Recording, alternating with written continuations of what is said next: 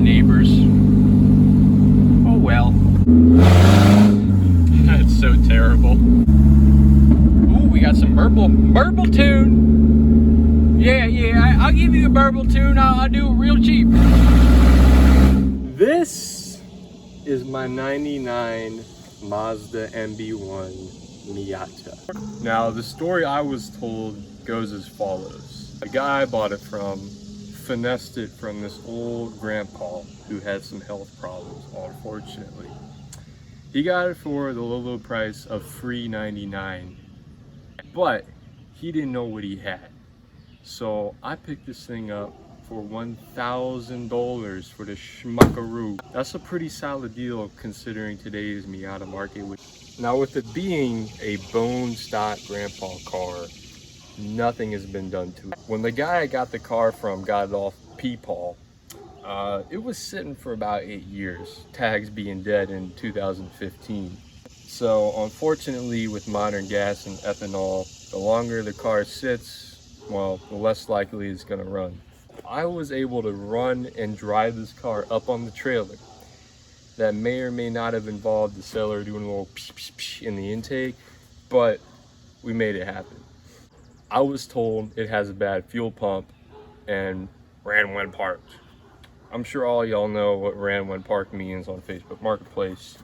It could be a basket case, it could be electrical, you know, a hole could be in the block of the motor. You just don't know. This one, I think it's a little bit different. I think I got really lucky on it. And I'm gonna go ahead and give y'all a quick overview, and then we'll get straight into the fuel situation. Taking a closer look at this bad boy. Well, it's got some Pampered Chef on her, the good old Tupperware kit for the MB1s. Missing this panel, but it's in the trunk, so it's all good. Now these tires, we got tons of tread, but I mean, you can see that dry rot. I think there's like a 2013 date code, so those are cooked. You can start to see the paint fade up here. The hood, it's almost all good, which is cool. So that'll,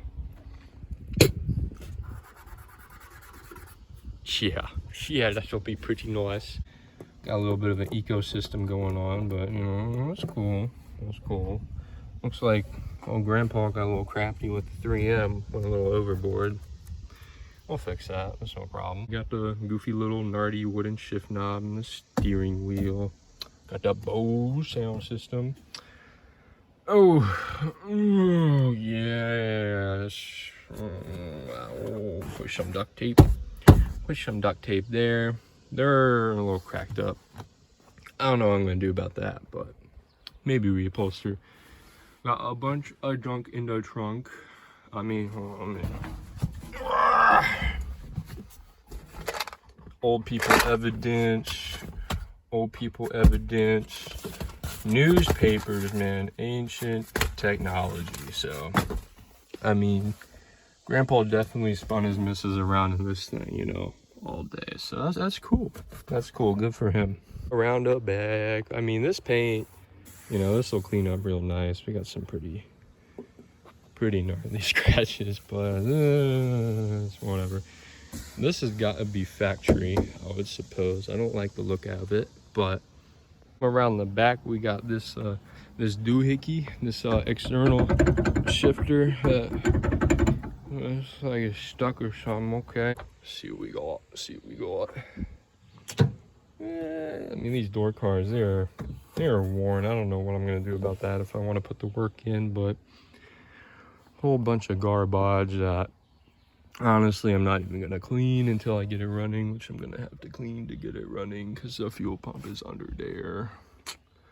Oh well. But yeah, here we go. We got the OG stereo. It's really cool. Kind of rare to not see an aftermarket stereo. Definitely be keeping that. We got some OG Mazda paperwork. Oh, that's so neat. Got all the owner's manual, all that crap. So it's pretty cool. I'm gonna get this thing off the trailer and we're gonna get into it.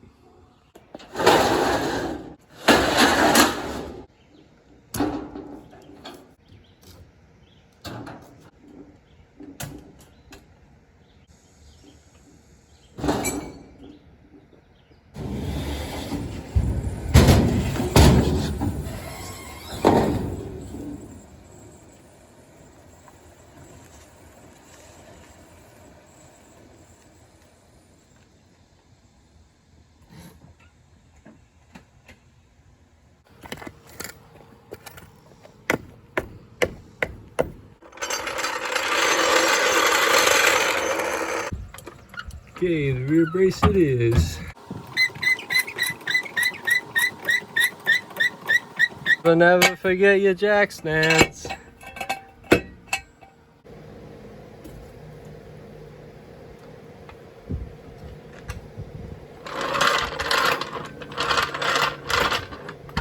Unfortunately, I'm deeply saddened. There is not a drain plug on NB Miata gas tanks. As we can see, usually the plug is like, I would say like right around here. But, I mean, there's this little heat shield. It might be under here, but I'm not sure. So, we'll do some more digging around. That I can't drain the gas tank via underneath. I'm going to have to flip open the fuel sending unit back here on the shelf. Only problem is, it's a wee bit of a mess. And this is kind of blocking my accessibility, you know what I'm saying? If only I had like a good place to put the hard top, you know, it'd be real nice. Oh, okie dokie. Before I go too crazy, I'm gonna smack some gloves on just cause like, it's a wee bit crusty in here. Pretty sure I already got black lung from all this mold. But hey, you know, I gotta keep my hands clean at least. There's like 7 different GPS chargers in this thing, man. Why? Why? Wow, wow, wow, another GPS charger. I don't think that thing pumped the fuel, the fuel pumper. Yeah, so this thing was pretty gnarly looking. I apologize for not filming the rest, but I had a couple newer NA fuel pump assemblies. These two right here. Basically, I've been pretty frustrated. I've been tearing this apart. I ended up putting the NA fuel pump assembly in. It was kind of crooked. Wasn't getting power to the pump. I'm like, cool, so is it a relay? I was messing with that. And I went over to my Shell NA and got the fuel pump plug I cut from the chassis to plug it in and test the pump. If you're doing this yourself, it is the red and blue and black and blue wires for the power and ground for the pump. And I'm like, I'm not getting a hum, you know, it wasn't humming at all, and it wasn't getting any fuel out. So I'm like, screw it, maybe the pump is bad, even though, I mean, look at this, it doesn't look bad. And I believe I got it out of a running car, but maybe from sitting for a month or so, it went bad. So this assembly right here was much cleaner. I took that one off, and I ended up throwing it on the NB assembly because this is at a 90 degree, or sorry, 180, you know, it's not at a 45 degree like this. The NB uses the clip-on style lines. Went ahead, played it safe, used the old NB one. I will say, the tank was pretty rusty inside. Not terrible, not the worst I've seen, but it will definitely be getting much more new fuel. I already put some newer fuel in it. So I think I'm gonna run down and grab some more 87 for it. Old assembly back in with the new pump, all plugged in. Mitsubishi, that's probably why this car wasn't running. But I'm gonna hook the jump pack up and we'll give it a whirl, see what we got.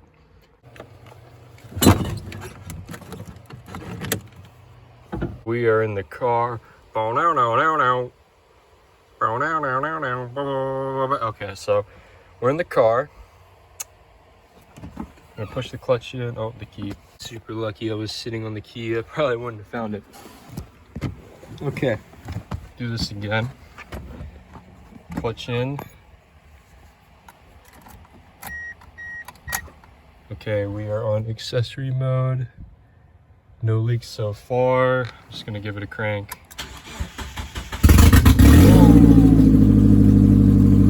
Alrighty, let's do it.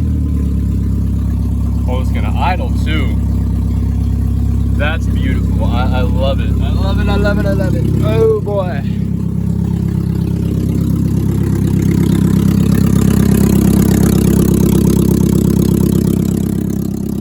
I have a tiny little exhaust leak. Wow, that is so sweet, man. That's running really good.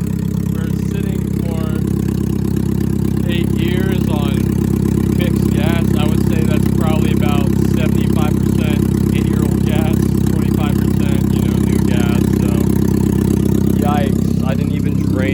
leak at all. That's insane. I thought the injectors were going to be gummed up, all of that. Wow, I'm so happy with that. Okay, so I know that check engine light is definitely because of the lack of an O2 sensor. Fortunately, the car did come with a downpipe. Actually, yeah, it came with a downpipe, but to my knowledge, on these 99 MB1s, a catalytic converter would bolt up there. I was told from the guy I got it from, who kind of had his own wrecker shop, that the cats were missing. More than likely they took them. That's just what they do. It's how they get a little money. They get more money than, say, what I would do with the cats. So can't blame them, but it sucks. We're gonna have to find some sort of I don't know, maybe an aftermarket header. I'd like to keep this thing stock, but that would be a really easy and cheap option, I believe. But whew, wow, that is so sick. I think, despite being so loud, I'm gonna give this thing a run around the block and see what we got. All right, so being over 6 foot in a Miata, I honestly don't mind the no seat thing. It's kind of nice. You get a lot of room. We're just taking a little spin around the neighborhood. So far, I hear the fuel pump. I don't smell any leaks. Temp looks good. I mean, we're just getting started here, but oh man, this is awesome. Got this thing going pretty quick. Okay, we got a little bit of rust on the rotors. I mean, that's totally expected. Car was sitting for way too long. A little bit of wum bum bum bum bum bum bum bum bum. My poor neighbors. Oh well. That's so terrible. So it's not terrible, but it's pretty terrible. I think we got a pretty low tire. That's what it feels like. I'm gonna. Oh yeah.